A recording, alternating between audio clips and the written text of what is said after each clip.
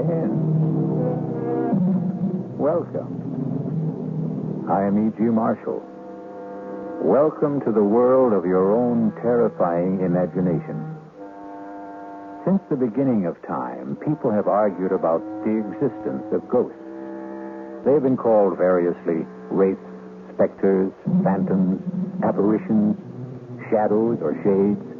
But everyone agrees that if there are such things as ghosts, they are the souls of dead persons haunting living persons.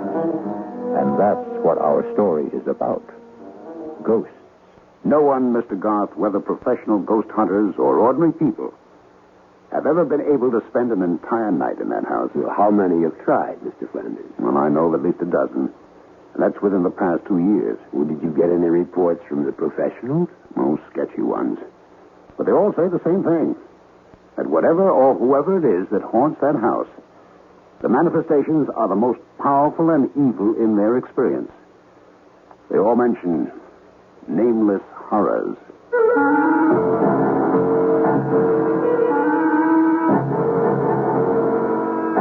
Our mystery drama, A Ghostly Game of Death, was written especially for the Mystery Theater by Murray Burnett and stars William Prince. It is sponsored in part by Anheuser-Busch Incorporated, brewers of Budweiser, and by the Kellogg Company, makers of Kellogg's Special K cereal. I'll be back shortly with Act One.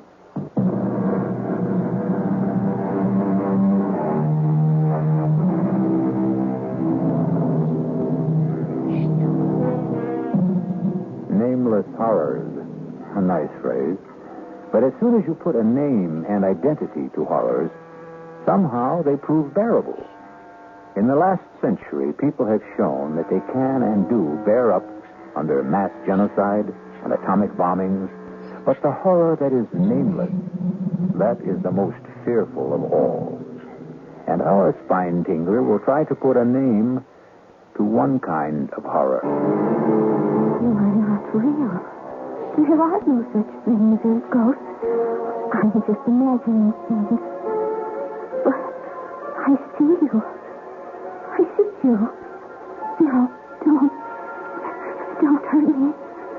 Whatever you are, please, stay away from me. You want me to leave the house? I will, if that's what you want. Just please let me by. I'll go right down the stairs, walk out of the house, and never come back. Is that what you want? Please. No! Don't touch me!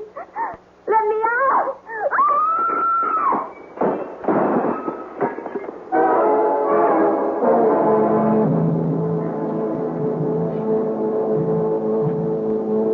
Suicide. That's what all the papers say, Mr. Garth. But we know better. It's ghosts. That house is haunted. Mr. Flanders, my field of study is the supernatural.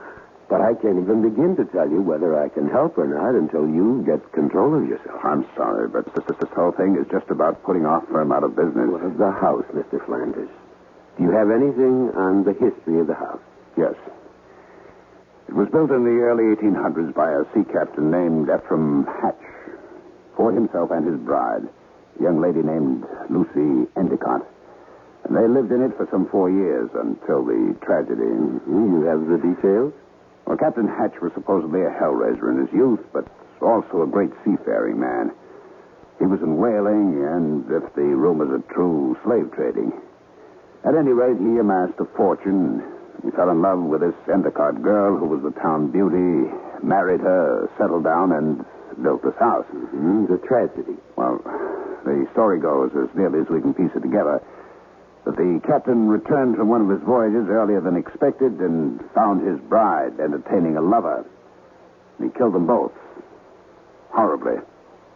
And ever since, the house has been haunted and unlivable. We're building a condominium. This house is a key location, right in the middle of the property we own. We can't even get wreckers to tear it down. No one will go near the place. Well, you keep telling me that no one has lived in the house. What about this girl who just died there? Oh, that was a stupid idea of my partner's. Her name was Roberta Ginley, a television reporter. She wanted to make a name for herself, and my partner sold me on the idea that if she spent a night in the house and then went on television and told people about it, our problems would be solved. And now we're in a worse mess than before. That's why we came to you.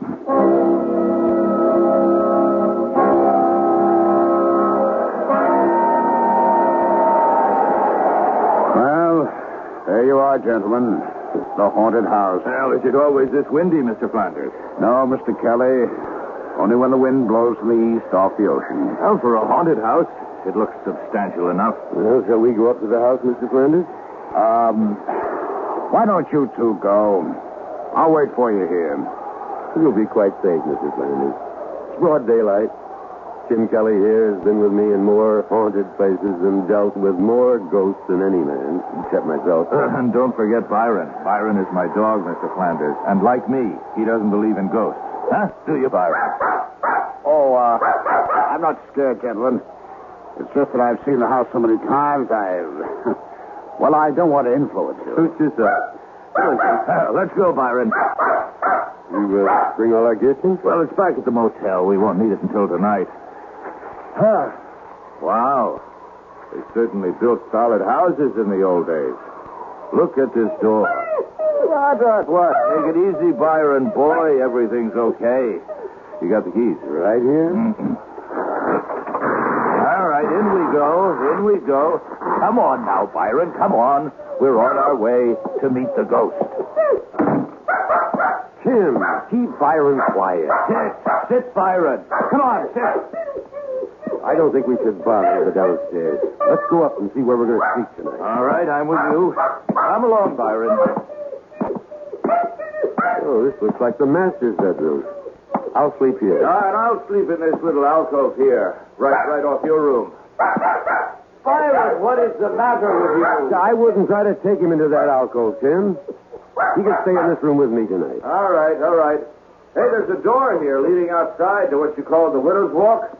Want to come out and look around? I'll be right with you. Just checking the fireplace. You're going to need logs. Okay. Where's the door? It's right here. Hasn't been open in a long time. Now. What a view. Look at that ocean. Any woman waiting out here to see her husband's ship come in might be blown away. From what Flanders tells, the captain's wife wasn't too anxious for her husband to return. That's right. She was too busy entertaining her lover. Oh, look out! Now you moved the rail. Oh, all right. Thanks, Mr. Scott. Hadn't caught me. I would have gone over. What happened? Oh, nothing. I don't know. I lost my balance. Come on, Tim.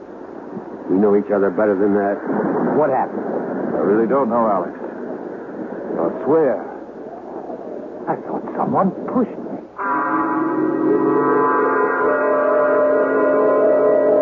Mr. Garth, I'm not at all sure I'm doing the right thing, and I'll understand if you don't want to go through with this. I'll pay all your expenses to date. You're concerned about my safety? Yes. A real estate deal is important, but not that important. Mr. Flanders, you have nothing on your conscience. Tim and I will spend tonight in the house, and by tomorrow, the ghost should be at rest. And you think there is a ghost? Well, of course. I just don't believe in its malevolence. Have you taken care of the wooden logs for the fireplaces?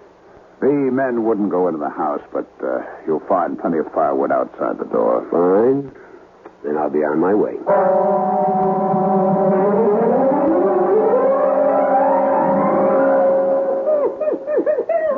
I've never seen Byron act like this.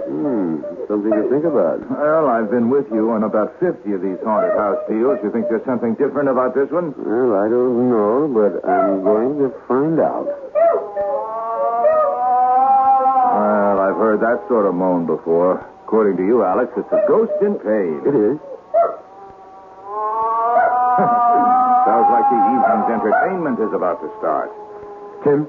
Yes, Alex? We've worked together for a long time, and we get along so well because I respect your disbelief in the supernatural. Ah, which has come in handy when I uncovered a few tape recorders and other little fake devices. Right. But for your own sake, Tim, There's something about this house that seems different. Now, please, be careful. Huh? You trying to scare me? Oh, I don't think that's possible. Right.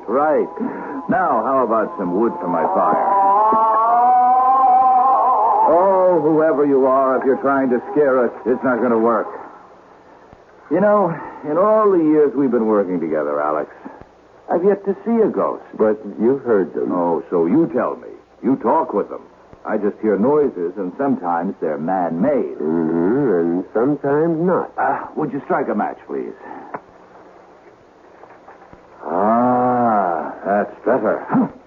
Get some of the chill off the room. The fireplaces always seem to make a room more cheerful. The electricity must have been installed around, I guess the turn of the century, huh? Well, I've seen brighter lights, but at least we have light. And candles. Oh, did I share mine with you? No, I have a supply back in my room. Oh, all right. Here we go again. Spirit wrapping. Oh, now I've made it angry. Listen to me. Whoever you are, my name is Alex Garth. I would like to help you, but I can't unless...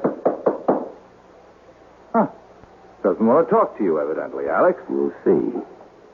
Although you're my friend in the lie, you are often a disturbing influence. Now, I won't deny that I'm an unbeliever.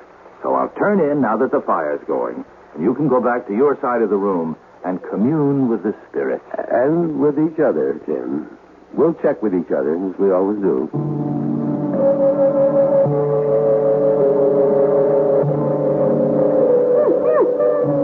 Oh, quiet, Byron. It's all right, boy. It's all right. Oh, trust me, Byron. You like your ears rubbed. Oh, no. You expect me to sleep with all that racket going on? Has Byron gone bananas? Well, I'm trying to quiet him. Easy, boy, easy. It's all over. Tim, is there any way we can get Byron out of here? He's beginning to fall at the mouth. He's covered with perspiration. Well, I don't want to let him out now. He'll just get lost. He'll get over it when he sees nothing's happening. Hey. What? My lights just went out. How are yours? Going. Gone. Easy, boy, easy. I know you're in trouble. Please, let me help you. If you'll show yourself, I could help you. I've helped others. Believe me. Is your name Lucy? Lucy Endicott? If you are Lucy, would you rap twice? Can you? Byron, come here.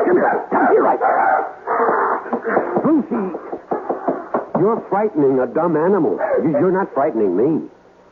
I'm sure you don't want to terrify a beast. He's never done you any harm. Byron, come here. Come out of that corner. Come to me. Good God. Come on. Alex, the fire's going out in here. So we go to the candles. You've plenty of matches, haven't you? Yeah, I'm fine, but I'm really worried about Byron. Oh, somebody's playing games. I tried to find the fuse box if I could, but... Hey. What is it, Jim? Well, whoever's at the controls is pretty good. A nice cold gust of wind just blew out the match I was using to light the candle. Well, I've got a couple of candles lit. You want one? Oh, no, thanks. I'm not scared of the dark. That's pounding. That's a new one, isn't it, Alex? It's new to me. It isn't spirit rapping. Sounds like someone wants in. Want to go down and open the door? Oh, no chance. Hey, Alex, your side of the room rocking like a boat? I'm steady as a rock. Was that Byron? Yes. What happened? I'm not sure. He's dead, Tim. What? His neck seems to have been broken. Tim, did you hear me? I said Byron is dead. Tim, are you all right? Tim, what is it? Run. We are alive.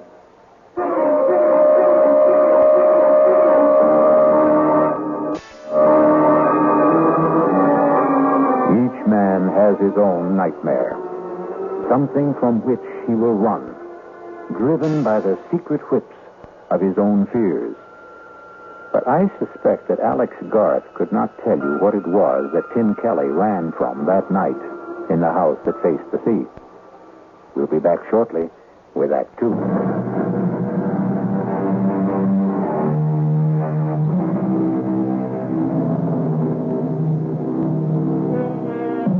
Alex Garth, authority on the supernatural, has undertaken to spend a night in a house so demon-ridden that workmen have even refused to tear it down. Deserted by his friend and ally, Tim Kelly, who fled in terror from unknown fears, Garth knew that he had to face the rest of the night alone as the heavy outer door boomed closed behind Tim Kelly.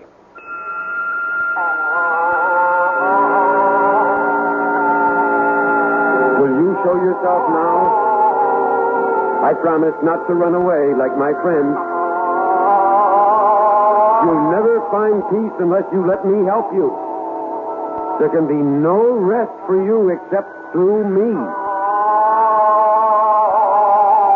Do you think you're being punished for some sin you committed when you were alive?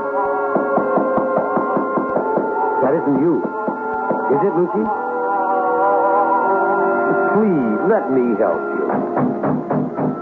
I will not let you in, and I will not leave this house.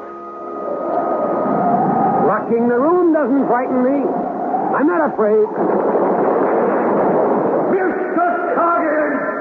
We've split a tough, fellas. Keep her steady or I'll kill you!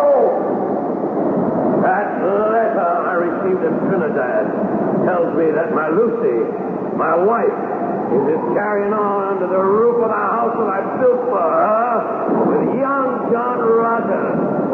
So, Mr. Coggins, we're going to drive for home and to hell with the storm.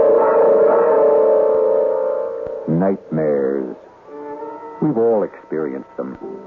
But I venture to say that none of us has experienced the horrible sights, shapes, and sounds that Alex Garth saw and heard in that dark room of the haunted house for the next hour.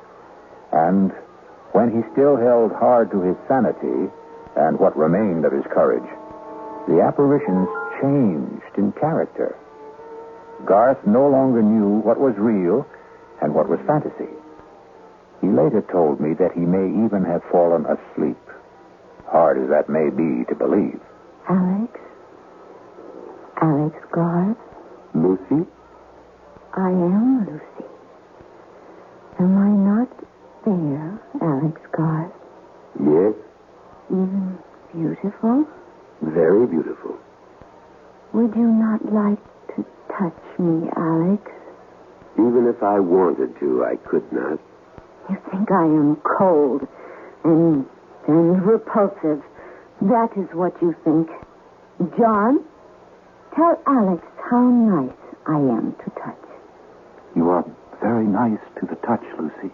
Was John your lover? You do nothing but ask questions, Alex Garth. What should I do, Lucy? Make me feel once more the touch of a man you love. And Lucy, you're in torment. I can only give you peace. torment?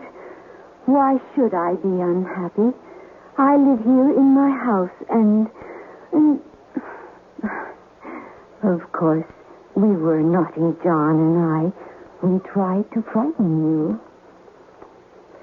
But that was only because I don't like strangers in my home. Apologize to Alex, John. This is a childish game you're playing, Lucy. But I adore games. I love games. Come, dance a minuet with me, Alex. Isn't the music lovely, Alex? I don't dance the minuet, Lucy. John, you dance with me. This was how John and I first met. Doesn't he dance beautifully, Alex? Very beautifully. Remember, John? Remember how you looked at me that night? Yes, and that old witch Hannah saw it. and wrote the letter to your husband. Oh, not then, John. It was much later. Look at me that way again, John. Oh, you're no fun. No fun anymore at all, John.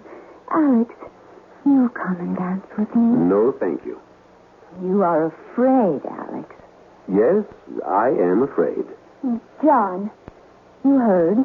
He is afraid. I said I was afraid, Lucy, but not terrified. Fiddlesticks.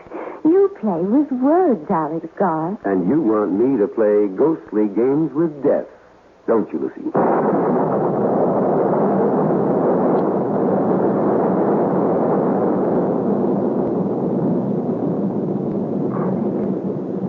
Alex Garth, wake up. I wasn't asleep. You are here to drive me from my home. Are you happy in your home, Lucy? I will not leave. You shall fail. Others have tried. Would you like to see what happened to those others? I have a mirror you can look into in my room, just down the hall. Look in that mirror if you dare. I think I've been given a fairly good idea already. Leave this house, Alex. For your own sake, leave. Tomorrow morning, Lucy.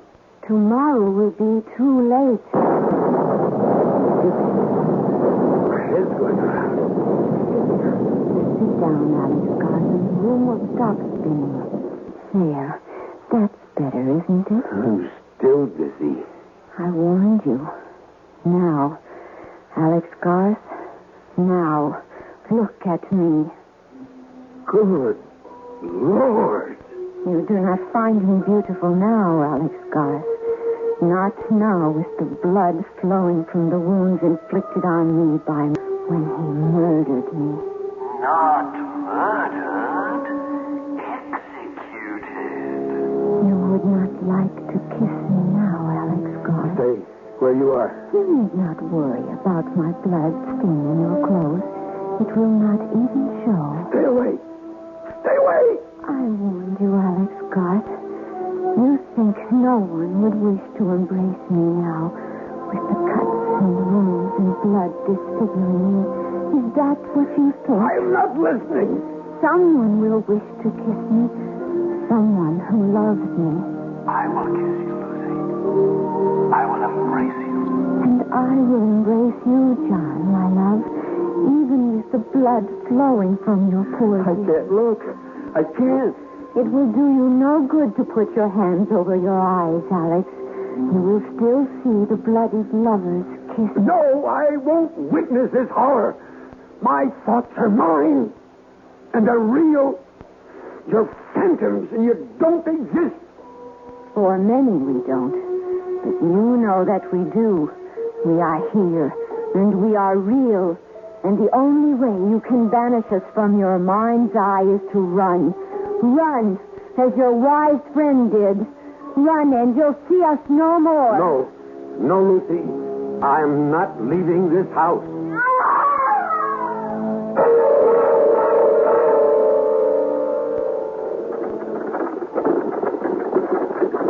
This is the carriage bearing me to the burial ground, Alex. If you open your eyes, you can see into the coffin. The undertaker did a fine job. I looked almost as pretty as I did before I died. I was wearing the dress you've seen in, Alex, and the only mourner following who wasn't afraid of my husband's wrath. The only person who didn't believe I was a wanton. Do you believe that? Yes. You do? Yes. Everyone feared Captain Hatch. And you, Lucy, most of all. You still fear him. No. Oh, why won't you go? Like you, Lucy, I am bound. How bound? By my knowledge, by my pride, by knowing if I leave now, I failed. You have stayed longer than anyone. Not long enough. You mustn't stay. What you have seen it will be worse and dangerous for you. Even more dangerous. mean you're afraid for me? Yes. Why? You really don't know? Of course not. But you've seen John. Have you not noticed that you are very alike? Well, I really hadn't looked that closely. Would you? No, I believe you. Then you must see how dangerous it is for you now. Then help me. I cannot. If you would trust me and tell me what the control is, I could help. You're very wise, Alex, but this is something beyond your wisdom. Try me. It's impossible. I am held here by forces stronger than yours. How do you know what my powers are? I told you, you are not the first who has been here, but you are the bravest, and your courage will destroy you.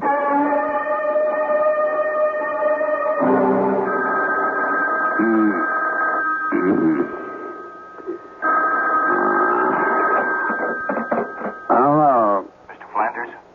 Who's this? Kelly. Tim Kelly. Where are you? Austin. What are you doing in... Flanders, I owe an apology. But I owe Alex a lot more than that. Mr. Flanders, you've got to get Alex out of that house. What happened? Just get him out. It's 4 o'clock in the morning, Kelly. You woke me up. I'm not quite functioning yet. What do you see? What's in that house? Demons. I thought you didn't believe in ghosts. No, but I believe in evil. And Mr. Flanders, in that house, you can actually feel the presence of evil. It's all around you, and it's dangerous. Now, listen, Kelly, Garth knew what he was getting into. It's up to him to handle it. I tell you, his life is at stake. Well, if you're convinced of that, then it's up to you to do something about it. Not to run away.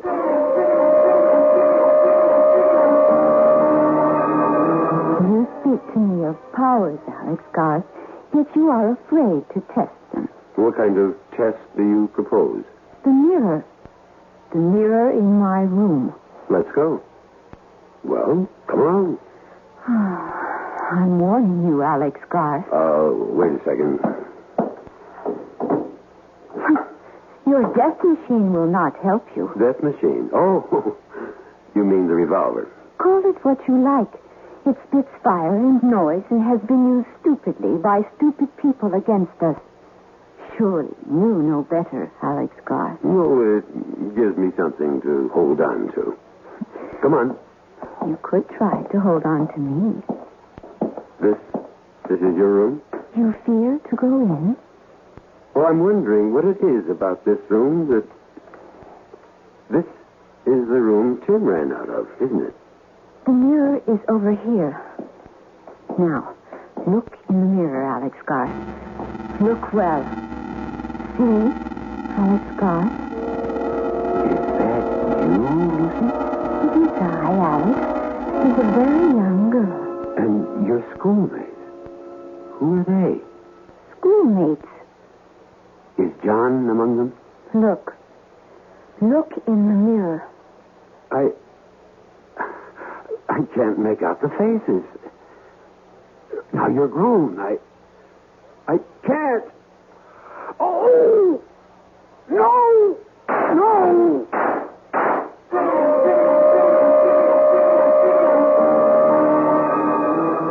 Mirror, mirror on the wall. What did the hunter of ghosts, Alex Garth, see in the mirror that so terrified him he lost his head and shot at the images in the glass? I'll be back shortly to tell you what Garth saw when I return with Act 3.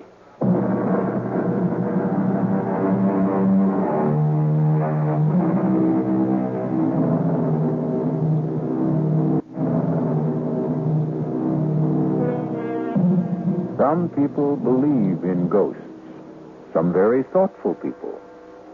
There are others who say if you believe in ghosts, you will see ghosts. And Alex Garth, expert on the supernatural, is not only seeing, but talking to ghosts.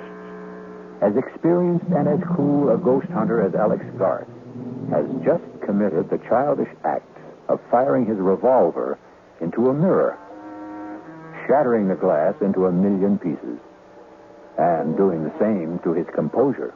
Stupid. Stupid, stupid. Breaking the mirror isn't going to change anything, Alex Garth. The only thing you can do is leave. I'm not leaving, Lucy, until dawn. If you stay, your mind becomes a mirror. A mirror for all the things you don't want to look at. Well, if I have to look, I will. Then farewell, Alex Garth. You and I will see each other. But we can no longer talk until you join us. Join you? You are doomed. You will join John and me here in my home for all eternity. And God help you, Alex Garth, because I no longer can. Lucy. Lucy, is that you? Lucy, my darling, my love, I must go now. No. Please stay a little longer. Just a little longer, dear heart. Why did you marry him, Lucy? He went away, John, my love. He left and never said a word. How could I, Lucy? You know I didn't have a penny. You could have told me you loved me. You knew that. You knew it all the time we were growing up. Sometimes when people grow up, they change, John. And I was afraid you no longer cared for me.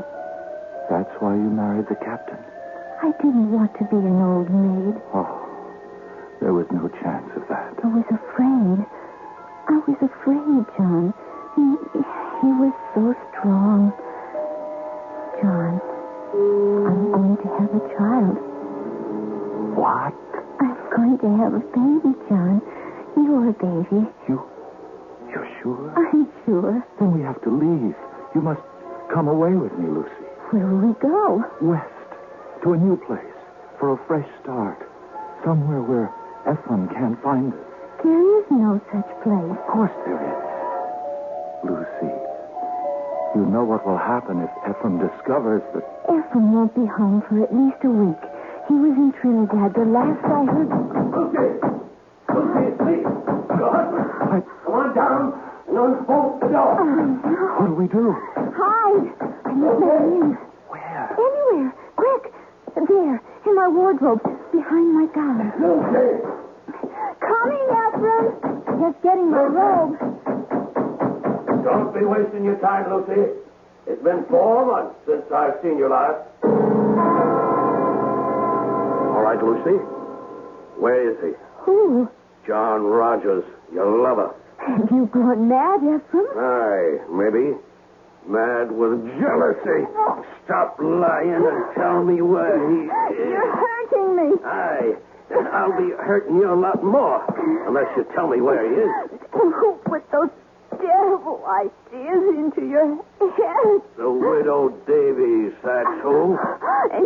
And you believe that old gossip? Tell me she lies. Tell me. Here. Lie. Aye.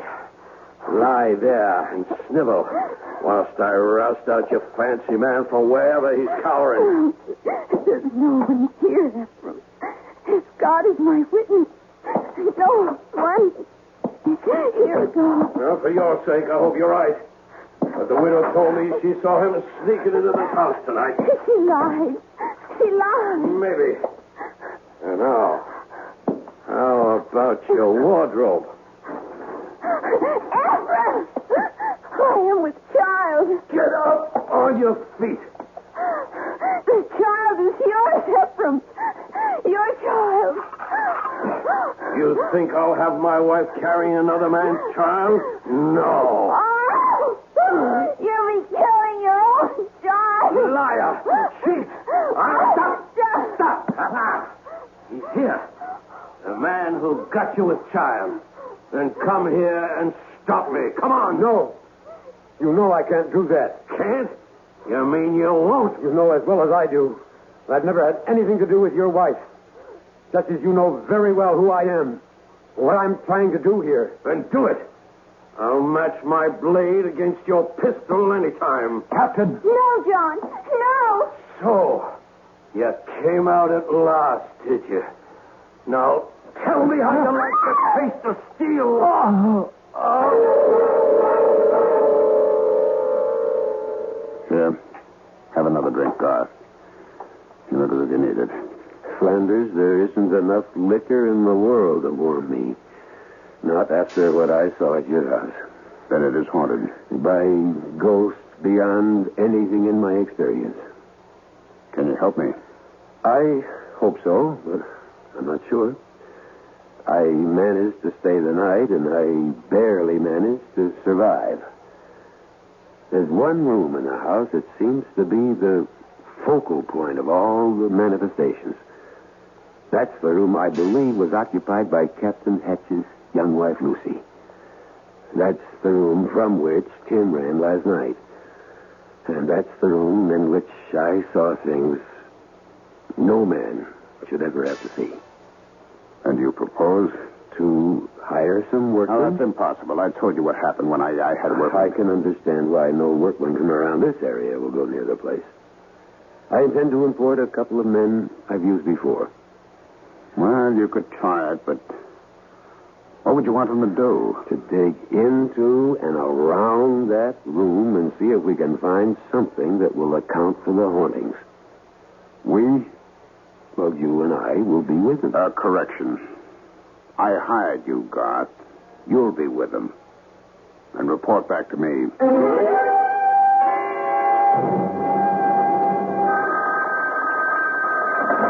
Hello? Flanders, this is Olive Garth. I'm calling you from a diner just down the road from the house. With good news? With news. My workman walked out. Well, that's that. If you want that house cleansed, all I ask is you meet me there in half an hour. Well, why do you need me? Well, for two reasons. One, I don't know what may have to be done to the house, which is your property. And two, I don't think one man can do all the necessary digging that may have to be done.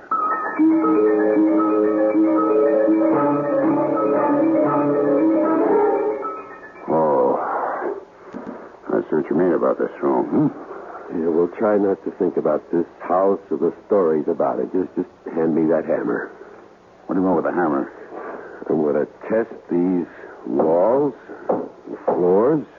You think there's a secret passage or some nonsense like that? Well, I don't know what there is, but there must be something. You'll have to take my word for it that what goes on in this house isn't an ordinary lost or restless spirit seeking solace. It's something that's planned and controlled. How? That's what I hope to find out. Ah! Here. You found something? I think so. Listen. That sounds hollow. Yes. And the further down you go towards the floor, the hollower it sounds. Hand me that crowbar. Well, maybe we should let things be. Not if you want to rid the house of the ghosts. Well, what will we find? Lord knows. Here goes. And wait. Can't you handle this without me? You scared? Well, I think I'd feel better if I stepped outside. Be over in a minute. I don't think I'm going to be able to stand this. Well, just think of something else. You get a thought, you hold on to it. Well, I can only think of the sea and the storm and the ship driving and a woman. Flanders, hold on to me. Hang on. And look. Look, there's nothing down there but a room. Look for yourself. God, why should I be so terrified? Why do I want to run? There are steps. Come on. No, you want me to go down? Come on, it's only an empty room. I'm not so sure it's him. Come on. Steady now. What's that? It's a table. There's something on it. I know. Let's see. It's just a plain saucer. Yeah, the saucer's plain. But look what's in it. What is that stuff? Well, I'm not sure, but it looks to me like... or something like mercury. I'll bet there's mercury in it. We'll have to have it analyzed.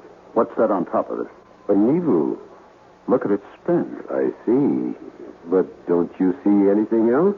No. Well, look under the saucer. Looks like a slip of paper. It does indeed. Let's have a look at it, if I can get it out without disturbing the... There we are. There's writing on it. What does it say? As moves this needle, so moves my will. Accursed be this house and all who dwell therein. See to it that they find neither rest nor tranquility, but be doomed to eternal agony and torment beyond the ken of man and woman. To which I affix my seal and signature, Ephraim Hatch, master of the schooner Lucy. Do you mean to tell me that this piece of paper, that source of liquid and a needle... Look out! The saucer! Be careful! Oh. Quick, the ladder! Hurry, Flanders!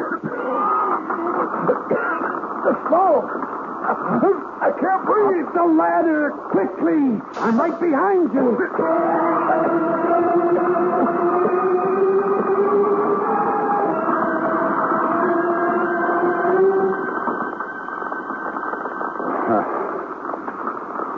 How do you say thanks to a man who saved your life? Oh, don't bother. You wouldn't have been down there in the first place if I hadn't insisted. I owed it to you to get you out of there. God. Yes? I want to explain about my upsetting the saucer. I wouldn't say this to anyone except you, but I'll swear that something pushed my hand. Do you believe that? Yes, Flanders, I believe it. And now your house is cleansed. The fire will see to that.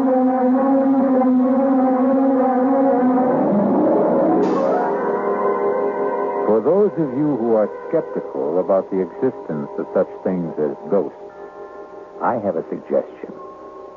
Find a house reputed to be haunted and spend the night there. And then let me know about it. I'll be back shortly.